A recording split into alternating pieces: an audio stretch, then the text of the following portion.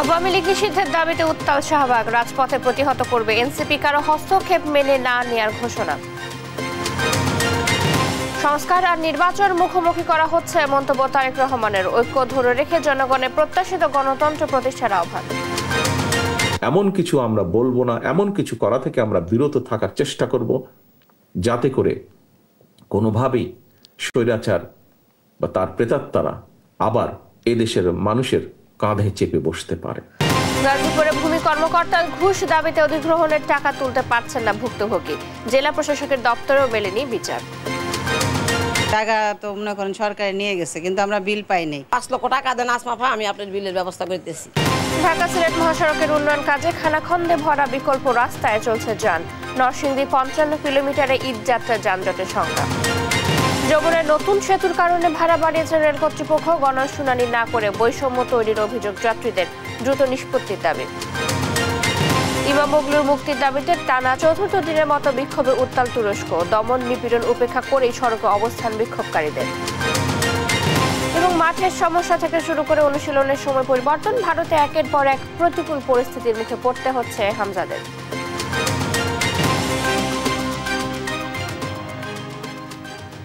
দেখছিলেন সংবাদ শিরোনাম, এবারে বিস্তারিত সংবাদ। সকালে আপনাদের সাথে আছি চৈতি সরওয়ার। কোনো ব্যক্তি বা প্রতিষ্ঠানকে দেশের রাজনীতিতে নগ্নভাবে হস্তক্ষেপ করতে দেওয়া হবে না বলে হুঁশিয়ারি দিয়েছেন জাতীয় নাগরিক পার্টি এনসিপির দক্ষিণাঞ্চলের মুখ্য সংগঠক হাসনাত আব্দুল্লাহ। শনিবার রাজধানীর শাহবাগে আওয়ামী লীগ নিষিদ্ধের দাবিতে করা বিক্ষোভ সমাবেশে কথা বলেন তিনি। আর আওয়ামী লীগকে নিষিদ্ধ ও দল হিসেবে বিচারের মুখোমুখি করতে সরকারের প্রতি আহ্বান জানান দলটির সদস্য সচিব আক্তার হোসেন। আরো জানাচ্ছেন ফাহিম ইউসুফ। শনিবার রাজধানীর শাহবাগে জাতীয় জাদুঘরের সামনে আওয়ামী লীগের নিবন্ধন বাতিলের দাবিতে বিক্ষোভ সমাবেশের আয়োজন করে জাতীয় নাগরিক পার্টির ঢাকা মহানগর শাখা। সেখানে অংশ নেন দলটির দক্ষিণাঞ্চলের মুখ্য সংগঠক হাসনাত আব্দুল্লাহ। এ সময় তিনি বলেন, আওয়ামী লীগকে পুনর্বাসনের জন্য বিএনপি এবং জামায়াতের অসংখ্য নেতাকর্মীকে জীবন দিয়ে সে দায় মেটাতে হয়েছে।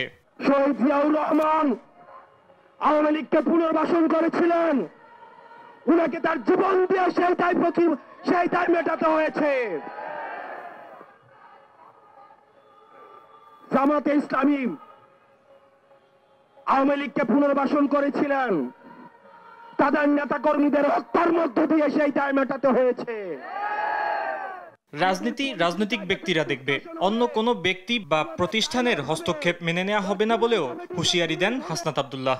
রাজনৈতিক পরিমণ্ডলে আপনারা ক্যান্টনমেন্ট থেকে গত 16টা বছর যেভাবে নগ্ন হস্তক্ষেপ করেছেন, যেভাবে ক্যান্টনমেন্টের বিভিন্ন দপ্তর উপদপ্তরের মধ্য দিয়ে আপনারা রাজনীতিতে যেভাবে নোংর হস্তক্ষেপ করেছেন, 24 পরবর্তী বাংলাদেশে রাজনীতি নিয়ন্ত্রণ করবে শুধুমাত্র রাজনীতিবিদরা। এ সময় দলটির সদস্য সচিব আক্তার হোসেন বলেন, এক বিন্দু রক্ত থাকতে এদেশে আওয়ামী লীগকে রাজনীতি করতে দেওয়া হবে না। আমাদের চোখের সামনে আমরা যাদের জীবন যেতে দেখেছি, তাদের রক্তের শপথ, আমাদের শরীরে এক বিন্দু রক্ত থাকা অবস্থায় আওয়ামী লীগকে বাংলাদেশে আমরা আর স্বনামে রাজনীতি করতে দেব না। ওই মুজিববাদী আদর্শের রাজনীতি বাংলাদেশে আর পুনর্বাসিত করার চেষ্টা হতে দেওয়া হবে না। বিক্ষোভ সমাবেশ শেষে শাহবাগ থেকে রাজু ভাস্কর্য হয়ে শহীদ মিনার পর্যন্ত মিছিল করেন জাতীয় নাগরিক পার্টির নেতাকর্মীরা। ফাহিম ইউসুফ, দেশ টিভি, ঢাকা। আওয়ামী লীগ নিষিদ্ধের সিদ্ধান্ত নিতে 48 ঘন্টার আলটিমেটাম দিয়েছে জুলাই গণ অভ্যুত্থানে আহতদের সংগঠন ওয়ারিয়র্স অফ জুলাই। এদিকে নির্বাহী আদেশে নয়, গণভোটের মাধ্যমে আওয়ামী লীগকে নিষিদ্ধের দাবি জানিয়েছে ইনকিলাব মঞ্চ। দেশবাসী জুলাই, পিলখানা ও শাপলা চত্বরের গণহত্যার দ্রুত ও দৃশ্যমান বিচার চায় বলেও জানায় সংগঠনটি। আলী আক্কাস আকাশকে সাথে নিয়ে AH হিমেলের রিপোর্ট। শনিবার আওয়ামী লীগ নিষিদ্ধের দাবিতে ঢাকা বিশ্ববিদ্যালয়ের রাজু ভাস্কর্যের সামনে বিক্ষোভ সমাবেশ করে জুলাই গণ অভ্যুত্থানে আহতদের সংগঠন ওয়ারিয়র্স অব জুলাই। পরে মিছিল শেষে শাহবাগ মোড়ে অবস্থান নেয় তারা। এ সময় আওয়ামী লীগ নিষিদ্ধের ব্যাপারে সরকারকে দ্রুত সিদ্ধান্ত নেওয়ার আহ্বান জানায় সংগঠনটি। 48 ঘন্টার মধ্যে সিদ্ধান্ত না এলে ঢাকা অবরোধের ঘোষণা দেয় নেতারা। তারা যেন কোনোভাবে এটা কল্পনা না করে যে আওয়ামী লীগ বাংলাদেশে পরবর্তীতে আসতে পারবে এবং আওয়ামী লীগের নামধারী না হয়েও কেউ ফ্যাসিবাদ কাঠামোকে তুলে ধরতে পারবে। সরকারকে একটি বার্তা দেওয়া উচিত যে আপনারা এই যে সুশীল কথাবার্তা বাদ দিয়ে আওয়ামী লীগকে নিষিদ্ধ করুন। আওয়ামী লীগের নিষিদ্ধের দাবিতে আমরা আজকে 33 দিনের মতো অবস্থান কর্মসূচি পালন করছি শাহবাগে, এবং আজকে আমরা রাজপথে নামতে বাধ্য হয়েছি, শাহবাগ ব্লকে করতে বাধ্য হয়েছি। এদিকে রায়েরবাজার বুদ্ধিজীবী কবরস্থানে জুলাই গণ অভ্যুত্থানের শহীদদের কবর জিয়ারত করেন ইনকিলাব মঞ্চের নেতাকর্মীরা। এ সময় জুলাই গণ অভ্যুত্থানে গণহত্যার বিচার ও আওয়ামী লীগ নিষিদ্ধে দ্রুত ব্যবস্থা নেওয়ার আহ্বান জানান সংগঠনের মুখপাত্র শরীফ উসমান হাদি। আমরা এক্সিকিউটিভ অর্ডারে আওয়ামী লীগ নিষিদ্ধ চাই না, আমরা চাই এই রায় দিবে জনতা। এর মানে আওয়ামী লীগ নিষিদ্ধকরণের প্রশ্নে বাংলাদেশে গণভোট দিতে হবে, এবং সেই গণভোট যদি বাংলাদেশের জনগণ মনে করে আওয়ামী লীগ নিষিদ্ধ করা হবে তাহলে হবে, আর নইলে হবে না। আমরা জুলাই, পিলখানা এবং শাপলা গণহত্যার বিচার এবং গণহত্যাকারী আওয়ামী লীগ নিষিদ্ধের দাবিতে শহীদি সমাবেশ ডেকেছি। আমরা আগামী 1 মাস পুরো সারা বাংলাদেশে এই দাবিতে গণসংযোগ কর্মসূচি করব। জুলাই, পিলখানা ও শাপলা গণহত্যার বিচার ও আওয়ামী লীগ নিষিদ্ধের বিষয়ে জনমত গড়তে আগামী 1 মাস লিফলেট বিতরণ করবে ইনকিলাব মঞ্চ। এরপর শাহবাগে 25 এপ্রিল শহীদ সমাবেশের কথাও জানান মুখপাত্র। হিমেল, দেশ টিভি, ঢাকা। সংস্কার আর নির্বাচনকে মুখোমুখি করে দেওয়া হচ্ছে বলে মন্তব্য করে বিএনপির ভারপ্রাপ্ত চেয়ারম্যান তারেক রহমান বলেছেন, রাজনীতিতে ভিন্ন মতামত থাকতে পারে, তবে এমন কিছু করা বা বক্তব্য দেওয়া যাবে না যাতে ফ্যাসিবাদ আর তার দোসররা পুনর্বাসিত হতে পারে। আর বিএনপি সিনিয়র যুগ্ম মহাসচিব রুহুল কবির রিজভী বলেন, পরাজিত স্বৈরাচার দেশকে অস্থিতিশীল করছে। শনিবার বিকেলে আলাদা অনুষ্ঠানে এসব কথা বলেন তারা। নিয়াজ মুর্শিদের রিপোর্ট। শনিবার বিকেলে রাজধানীতে একটি হোটেলে রাজনৈতিক নেতা ও বিশিষ্ট ব্যক্তিদের সম্মানে আয়োজন করা হয় ইফতার ও দোয়া মাহফিলের। এ সময় বিভিন্ন রাজনৈতিক দলের নেতারা বলেন, অন্তর্বর্তী সরকার নির্বাচনের দিকে যাত্রা শুরু করলেও তা নস্যাৎ করতে বিদেশি এজেন্টরা ষড়যন্ত্র করছে। নানান সুযোগ নিয়ে বিদেশি আধিপত্যবাদের প্রভুরা, এজেন্টরা বিভিন্ন শক্তিকে কাজে লাগিয়ে আমাদের সমস্ত আয়োজনকে যেন তছনছ করে দিতে চাইছে। খুবই স্পষ্ট বলি, সরকার যখন মনে করছেন যে তাদেরকে রাজনীতিতে ব্যান করবেন না, তার মানে রাজনীতি করবার অনুমতি দেবেন, গ্যারান্টি আপনাদেরকেও দিতে হবে যে তারা এখানে অনুপ্রবিষ্ট হয়ে আমাদের গণতন্ত্রের বাগানটাই নষ্ট করে দেবেন না। ইফতার মাহফিলে ভার্চুয়ালি যুক্ত হয়ে বিএনপির ভারপ্রাপ্ত চেয়ারম্যান তারেক রহমান বলেন, নির্বাচন ও সংস্কার মুখোমুখি করে দেয়া হচ্ছে, সবাইকে ঐক্য ধরে রাখতে হবে। সংস্কার এবং নির্বাচন এটিকে মুখোমুখি করে দেওয়া হচ্ছে। মতভিন্নতা থাকবে, আমরা বসবো, আলোচনা করব। এমন কিছু আমরা বলবো না, এমন কিছু করা থেকে আমরা বিরত থাকার চেষ্টা করব যাতে করে কোনোভাবেই স্বৈরাচার বা তার প্রেতাত্মারা আবার এদেশের মানুষের কাঁধে চেপে বসতে পারে। অন্য এক ইফতার মাহফিলে বিএনপির সিনিয়র যুগ্ম মহাসচিব রুহুল কবির রিজভী বলেন, পরাজিত স্বৈরাচার ঘুমিয়ে থাকলেও মাঝে মাঝে জেগে উঠে দেশকে অস্থিতিশীল করছে। পরাজিত স্বৈরাচারের দানব তারা ঘুমিয়ে থাকার ভান করলেও তারা মাঝে মাঝে জেগে ওঠার চেষ্টা করে। ফ্যাসিস্ট প্রতিহতে ঐক্যের বিকল্প নাই বলে মন্তব্য রাজনৈতিক নেতাদের। নিয়াজ মুর্শিদ, দেশ টিভি, ঢাকা। রাজধানীর আদাবরে 8 বছর শিশুকে ধর্ষণের অভিযোগে একজনকে গ্রেপ্তার করেছে পুলিশ। শনিবার সন্ধ্যায় আদাবর এলাকা মাইনুদ্দিন নামের অভিযুক্তকে গ্রেপ্তার করা হয়। পুলিশ জানিয়েছে, সন্ধ্যায় আদাবরের আলিফ হাউজিং এলাকায় এই ধর্ষণের ঘটনা ঘটে। পরে এলাকাবাসী অভিযুক্ত মাইনুদ্দিনকে আটক করে পুলিশের হাতে তুলে দেয়। এ ঘটনায় আদাবর থানায় একটি ধর্ষণ মামলা দায়ের করা হয়েছে।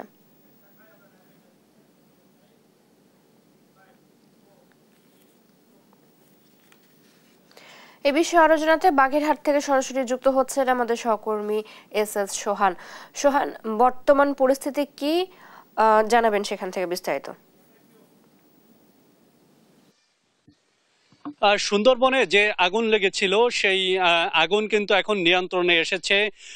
বন বিভাগের পক্ষ থেকে অফিসিয়ালি জানানো হয়েছে যে আগুন প্রায় 100% নিয়ন্ত্রণে, আগুন আর ছড়িয়ে পড়ার কোনো আশঙ্কা নেই এবং বন বিভাগের দাবি যে আগুন নির্বাপন করতে সক্ষম হয়েছে তারা। রবিবার সকাল থেকে আমরা যেটা দেখেছি, সকাল 8টার দিকে কিন্তু ফায়ার সার্ভিসের যারা সদস্যরা ছিলেন তারা কিন্তু এখানে এসেছেন।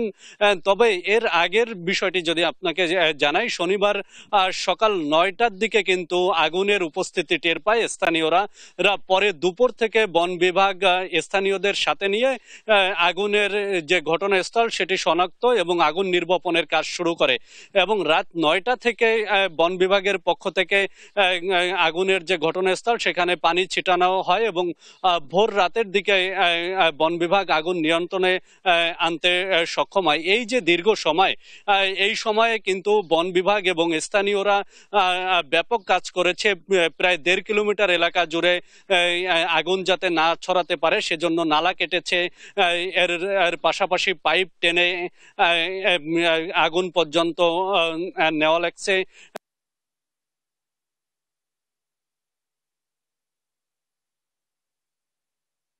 কিন্তু চলে যায় অন্ধকারের অজুহাত দিয়ে এবং বাগেরহাট সুন্দরবন পূর্ব বন বিভাগের যে বিভাগীয় বন কর্মকর্তা মোহাম্মদ নুরুল করিম রয়েছেন, তিনি আমাদেরকে জানিয়েছেন যে আগুন নিয়ন্ত্রণে রয়েছে এবং এটা নিয়ে আশঙ্কার কিছু নেই এবং অফিসিয়ালি তারা কিছুক্ষণের মধ্যেই আগুন নির্বাপন হয়েছে বলে আমাদেরকে জানাবেন। সুন্দরবনের ধানসাগর স্টেশন থেকে এই ছিল আমার কাছে আগুনের সর্বশেষ খবর। সোহান, ধন্যবাদ আপনাকে। বাগেরহাট থেকে আমাদের সাথে যুক্ত ছিলেন সহকর্মী এস সোহান। সুন্দরবন পূর্ব বন বিভাগের চাঁদপাই রেঞ্জের ধানসাগর স্টেশনের কমলতেজি টহল ফাঁড়ি সংলগ্ন বনে আগুন পুরোপুরি নিয়ন্ত্রণে এসেছে। রোববার সকালে ধানসাগর স্টেশনের স্টেশন কর্মকর্তা বপুলেশ্বর দেবনাথ এ তথ্য নিশ্চিত করেছেন।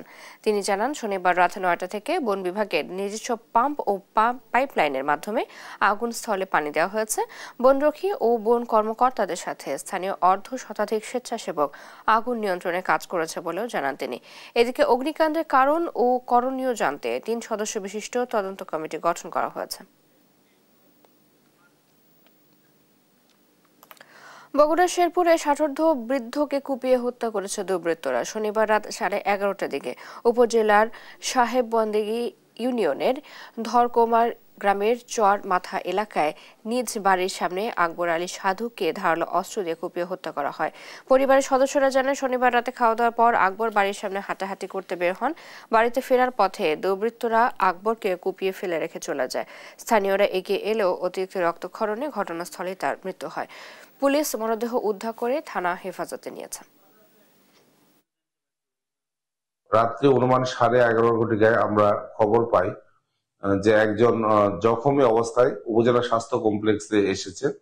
উক্ত সংবাদের ভিত্তিতে আমরা প্রাথমিকভাবে উপজেলা স্বাস্থ্য কমপ্লেক্সে যাই, গিয়ে ডাক্তার সাহেব তাকে মৃত ঘোষণা করেন এবং পরবর্তীতে উক্ত মৃতদেহ আমরা ময়না তদন্তের নিমিত্তে আমাদের হেফাজতে নিয়েছি এবং এ বিষয়ে আমরা অনুসন্ধান কার্যক্রম চালিয়ে রহস্য উদ্ঘাটনের জন্য আমরা চেষ্টা করতেছি। তদন্ত টাঙ্গাইলের মির্জাপুরে মহিষ ব্যবসায়ীদের কাছ থেকে ৭৮ লাখ টাকা ডাকাতির ঘটনা ঘটেছে। শনিবার সন্ধ্যায় গোড়াই সখীপুর আঞ্চলিক সড়কের উপজেলার বাসতৈল ইউনিয়নের নয়াপাড়া এলাকায় এই ঘটনা ঘটে। ভুক্তভোগী ব্যবসায়ীরা জানান, মির্জাপুর উপজেলার কাইতলা পশুর হাটে ২৮টি মহিষ বিক্রি করে সন্ধ্যায় প্রাইভেট কারযোগে বাড়ি ফিরছিলেন তারা। পথিমধ্যে নয়াপাড়া এলাকায় ৮ থেকে 10টি মোটরসাইকেল ও একটি গতিরোধ করে এলো পাথারি গুলি ছুটতে থাকে। অস্ত্রের মুখে জিম্মি করে তাদের সাথে থাকা 2টি ব্যাগে ভর্তি ৭৮ লাখ টাকা নিয়ে যায়। দ্রুত সময়ের মধ্যে ডাকাতদের শনাক্ত করে আইনের আওতায় আনা হবে বলে জানায় পুলিশ। যে গাড়ি স্টার্ট দিয়েছি ওই সাথে একটা পিছন থেকে হাইস এসেছে, ওর সামনে ব্রেক করে জাস্ট ইফতারের সময়তেই পিছনে 5-6টা মোটরসাইকেল ছিল। হাইস থেকে লোক নামে মোটরসাইকেল নেমে আমরা হচ্ছে গুলি বের করেছে। এত বড় বড় যে পাইপ দিয়ে গ্লাসে আমার গ্লাসে মেরেছে। মেরার পরে বলছে ব্যাগ দিয়ে ব্যাগ দিয়ে দিয়েছে। ব্যাগে আনুমানিক ৭৫-৮০ লাখ টাকার মতো ছিল। গরিবের শেষ সম্বল লুটে নিচ্ছে ভূমি কার্যালয়ের অসাধু কর্মকর্তারা। গাজীপুরের এলেশাখার সার্ভেয়ার মোহাম্মদ আব্দুস সাত্তারের বিরুদ্ধে 5 লাখ টাকা ঘুষ দাবির অভিযোগ তুলেছেন এক দরিদ্র নারী। ঘুষ না দেওয়ায় তার জমি অধিগ্রহণের ক্ষতিপূরণের টাকা আটকে রেখেছে দীর্ঘ 3 বছর ধরে। শুধু তাই নয়, জেলা প্রশাসকের দপ্তরে বিচার চাইতে গিয়ে অপমানিত হতে হয়েছে ভুক্তভোগী নারীকে। এম নজরুল ইসলামের রিপোর্ট, জানাচ্ছেন সাদ আহমেদ। 2019 সালে ঢাকা-টাঙ্গাইল মহাসড়কের উন্নয়ন প্রকল্পের জন্য গাজীপুরের শফিপুরে আসমা বেগমের 4% জমির মধ্যে 3.5% অধিগ্রহণ করে সরকার। অধিগ্রহণের পর দ্রুত ক্ষতিপূরণের টাকা পাওয়ার কথা থাকলেও আজও সেই অর্থ পাননি এই নারী। অভিযোগ উঠেছে ভূমি অধিগ্রহণ শাখার সার্ভেয়ার মোহাম্মদ আব্দুস সত্তার তার জমির টাকা আটকে রেখে 5 লাখ টাকা ঘুষ দাবি করছেন। আগেও এই কর্মকর্তা দুদকের মামলায় অভিযোগে অভিযুক্ত হয়েছিলেন এবং জেলও খেটেছেন, কিন্তু কারাগার থেকে বেরিয়ে এসে আবারও একই ধরনের কর্মকাণ্ড চালিয়ে যাচ্ছেন। উপায় না দেখে গত 16 মার্চ জেলা প্রশাসকের কাছে লিখিত অভিযোগ দেন আসমা বেগম। সেখানে তিনি উল্লেখ করেন একই প্রকল্পের অধীনে থাকা অন্যরা আগেই টাকা পেয়েছেন, তবে ঘুষ না দেওয়ার কারণে তার ফাইল আটকে রাখা হয়েছে। এ বিষয়ে বিচার চাইতে গেলে তিনি ভোগান্তির ও অপমানের শিকার হন। 5 লক্ষ টাকা দেন আসমা ফা, আমি আপনার বিলের ব্যবস্থা করতেছি। সবকিছুর মধ্যে বেডু দেয় যায় সাত্তার সাহেব। এলে শাখার বিরুদ্ধে দুর্নীতি অভিযোগ নতুন কিছু নয়। এর আগেও সাধারণ মানুষের কাছ থেকে টাকা আদায়ের অভিযোগ উঠেছে, কিন্তু কোনো ব্যবস্থা নেওয়া হয়নি। বরং ঘুষ দিতে না পারলেই বছরের পর বছর ফাইল আটকে রাখা হয়। জায়গা তো মনে করেন সরকার নিয়ে গেছে, কিন্তু আমরা বিল পাই নাই। অনেক ঘুরছি আমরা 4 বছর, আমার হাজবেন্ড অনেক ঘুরছে। আমাদের জমি নিয়ে গেছে, মার্কেট ভাঙা, আজকে 4 বছর যাবৎ ঘুরতেছি। এখন এলে অফিস থেকে বলে কালিয়াকুর থেকে বলে গাজীপুর। ঘুষ চাওয়া ও নারীকে হয়রানির বিষয়ে কথা বলতে রাজি হননি সার্ভেয়ার মোহাম্মদ আব্দুস সাত্তার। তবে গাজীপুরের অতিরিক্ত জেলার প্রশাসক মোহাম্মদ কায়সার খসরু সমস্যার মূল কারণ জানান। প্রভাবশালী আর কি, মোটামুটি দুটো গ্রুপের মধ্যেই মামলা চলতেছে, রিট চলতেছে। চলার ফলে হচ্ছে যে ওই দাগের সম্পত্তি ডিমার্কেশনের ক্ষেত্রে কোর্ট থেকে নাকি স্টে আছে, এই কারণে এসিডেন্ট কাজটা করতে পারতেছে না। গরিব মানুষের অসহায়ত্বকে পুঁজি করে যারা ঘুষ বাণিজ্য চালাচ্ছে তাদের বিরুদ্ধে কঠোর ব্যবস্থা দেখতে চান স্থানীয়রা। নিউজ ডেস্ক, দেশ টিভি। ঢাকা সিলেট মহাসড়কে 6 লেনে উন্নতিকরণের কাজ চলছে। বিকল্প চলাচলের রাস্তা অপ্রশস্ত হওয়ায় ও খানাখন্দের কারণে ধীরগতিতে যানবাহন চলাচল করে থাকে। ফলে নরসিংদী জেলার প্রায় 55.6 কিলোমিটার অংশে এবার ঈদ যাত্রায় যানজটের সংখ্যায় আছেন পরিবহন চালক ও যাত্রীরা। তবে ভোগান্তি এড়াতে ট্রাফিক তৎপরতা বাড়ানোর পাশাপাশি নানামুখী পদক্ষেপ নেওয়ার কথা জানিয়েছেন পুলিশ। নরসিংদী থেকে আকরাম হোসেনের রিপোর্ট, জানাচ্ছেন সালমা জাহান। ঈদকে সামনে রেখে ঘরমুখী মানুষের একটি বড় অংশ ঢাকা সিলেট মহাসড়ক হয়ে যাতায়াত করে থাকেন। সিলেট সহ কিশোরগঞ্জ, ব্রাহ্মণবাড়িয়া, নেত্রকোনায় চলাচলকারী যাত্রীবাহী পরিবহনের চাপ বাড়ে এই সড়কে। তবে মহাসড়কের উপরে অবৈধ দোকানপাট, সবজির হাট, যত্রতত্র গাড়ি পার্কিং, অবৈধ 3 হুইলার চলাচলের কারণে যানজটে পড়তে হয়। এবারের ঈদযাত্রায় মহাসড়কের পাঁচদোনা, শাহে প্রতাপ, ভোলানগর, ইটখোলা, মরজাল সহ বিভিন্ন বাস স্ট্যান্ড ও বাজারে যানজটে আটকে ভোগান্তি পড়ার শঙ্কা করছে যাত্রীরা। অনেক বেশি অবৈধ গাড়ি রোডে বাইরে যাওয়ার কারণে বৈধ যেসব গাড়ি আছে এগুলো রিলেসে যাতায়াত করতে পারে না। রাস্তাঘাট ঠিক হইতেছে, রাস্তাঘাট ঠিক হোক যাতে শুধু গাড়িগুলা বাইপাস রাস্তা করে চলতে পারে।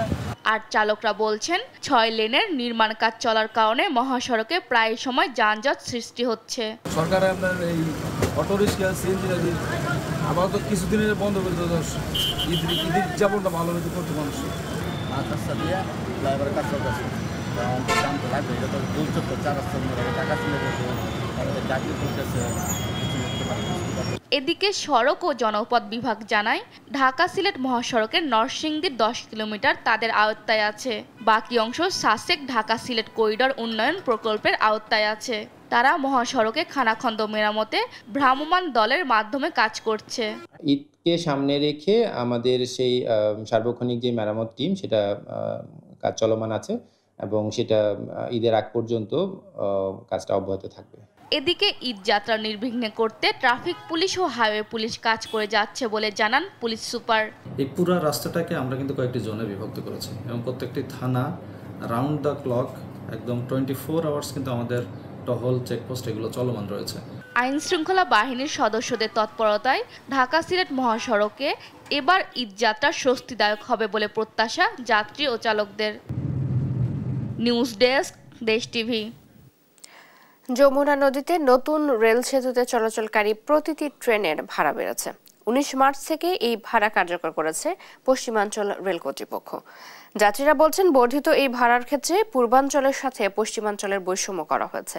রাজশাহীর নাগরিক সংগঠকের দাবি, আলাদা রেল সেতুতে ভাড়া কমার বদলে উল্টো বাড়ানোর বিষয়টি দুঃখজনক।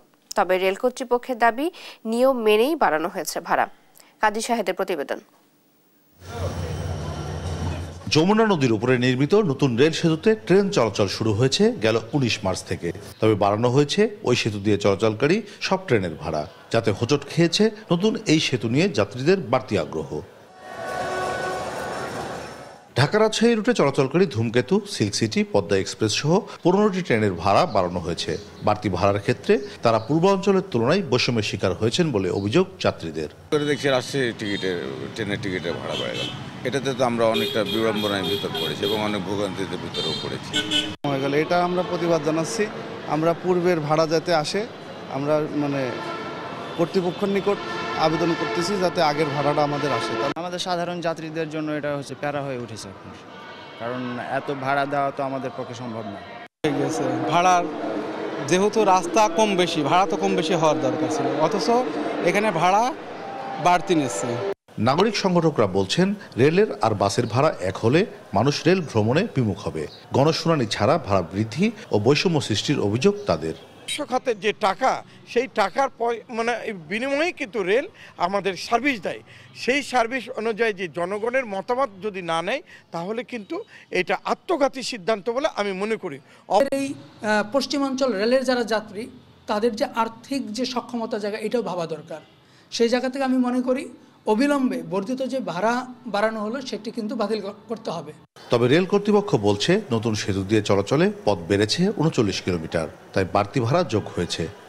আগের ব্রিজের থেকে নতুন ব্রিজের দূরত্ব বেড়ে গেছে 39 কিলোমিটার। এই 39 কিলোমিটারের বর্ধিত ভাড়া। পশ্চিমাঞ্চল রেলওয়ের দাবি, তারা স্টেশন ও সেতু সহ বিভিন্ন স্থাপনা মিলিয়ে নিয়ম অনুযায়ী ভাড়া নির্ধারণ করে থাকেন। সেখানে ঢাকা চট্টগ্রামের তুলনায় রাজশাহী ঢাকার দূরত্ব বেশি। কাজী শাহেদ, দেশ টিভি, রাজশাহী। জামালপুরের হস্তশিল্পের পণ্য রাজধানী ঢাকা সহ সারা দেশে খ্যাতি অর্জন করে পরিচিতি পেয়েছে বিদেশেও। ঈদ উল ফিতর উপলক্ষে নতুন ডিজাইনের পোশাক তৈরিতে ব্যস্ত সময় পার করছে হস্তশিল্পের কারুশিল্পীরা। এই বিষয়ে আরো জানাতে সরাসরি যুক্ত হচ্ছেন সহকর্মী রিয়াদ হাসান হৃদয়।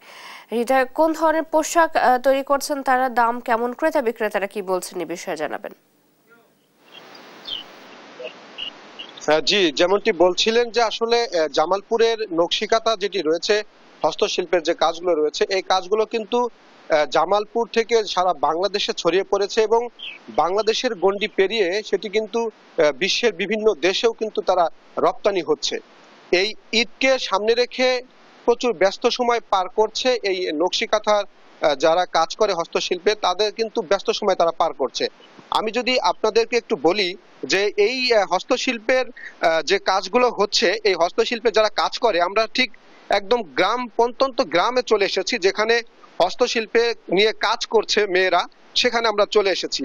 এবং এই হস্তশিল্পের কাজের উপরে নির্ভর করেই কিন্তু আমরা দেখেছি যে জামালপুরের অনেক পরিবার যারা রয়েছে, তারা এই হস্তশিল্পের উপরে কাজ করে তারা তাদের আর্থিক যে সচ্ছলতা ফিরে পেয়েছে। এবং আমরা যেটি দেখেছি যে এই হস্তশিল্পে ঈদ উপলক্ষে মূলত যে ব্যস্ততায় তারা রয়েছে, সেটি আমরা দেখেছি যে তারা তাদের যে কাজ কর্ম, এবং বিশেষ করে আমরা এখানে যেখানে এসেছি সেটি একটি কেন্দ্র। এখানে আমাদের একজন উদ্যোক্তা রয়েছে, সেই উদ্যোক্তার আওতায় কিন্তু তারা কাজ করছে। আর অপরদিকে আমরা যেটি দোকানদার পর্যায়ে আমরা যেটি দেখেছি যে হস্তশিল্পের প্রচুর চাহিদা রয়েছে, এবং এই চাহিদা থাকলেও ক্রেতারা যেটি বলছেন যে এই হস্তশিল্পগুলো ক্রয় করতে এসে তারা মূলত যে আমরা দেখেছি যে বলছে যে আসলে দামের বিষয়ে কিন্তু হস্তশিল্পের পণ্যগুলোর দাম একটু বেশি। আমরা এখানে একটি উদ্যোক্তার সাথে কথা বলবো, যিনি রয়েছে তার সাথে কথা বলবো। আসলে এই যে আপনারা কাজ করছেন দীর্ঘদিন যাবত, কেমন কেমন আপনাদের কাজগুলো কেমন হচ্ছে? আমাদের কাজগুলো আসলে নিখুঁত, আমরা অনেক দিন ধরে কাজ করি, আর আমরা এই কাজ করে অনেক লাভবান হয়েছি। গ্রাহক আমগরে অন্যান্য দিক দিয়ে অনেক দিক দিয়ে সহযোগিতা করছে, কিন্তু কথা হইলো আজকে 3 বছর ধরে আমাদের কাজের অর্ডার কম, এবং কি গতবারই দেবো আমরা যা কাজ পাইছি এইবারই দেবো আমাদের ওই কাজটাও নাই, তার 3 ভাগের 1 ভাগ কাজও নাই। এখনকার কাজের অর্ডার খুবই কম, ধরে গেলে আমরা এখন বসেই আছি। এখন কাজের অর্ডার কম থাকার জন্য আমাদের অনেক গুণে কর্মী ঢাকা গেছে গা, অন্যান্য কারখানার গেছে গা। জি জি, এই যে আসলে যেটি শুনছিলেন যে হস্তশিল্পের কিন্তু চাহিদা একটু কম, যার কারণে তারা কাজ কম পেয়েছে এমনটি বলছে জামালপুরের এই নারী উদ্যোক্তারা। এই ছিল হস্তশিল্প ঈদ উপলক্ষে সর্বশেষ খবর। হৃদয়, ধন্যবাদ আপনাকে। জামালপুর থেকে যুক্ত ছিলেন আমাদের সহকর্মী রিয়াদ হাসান হৃদয়।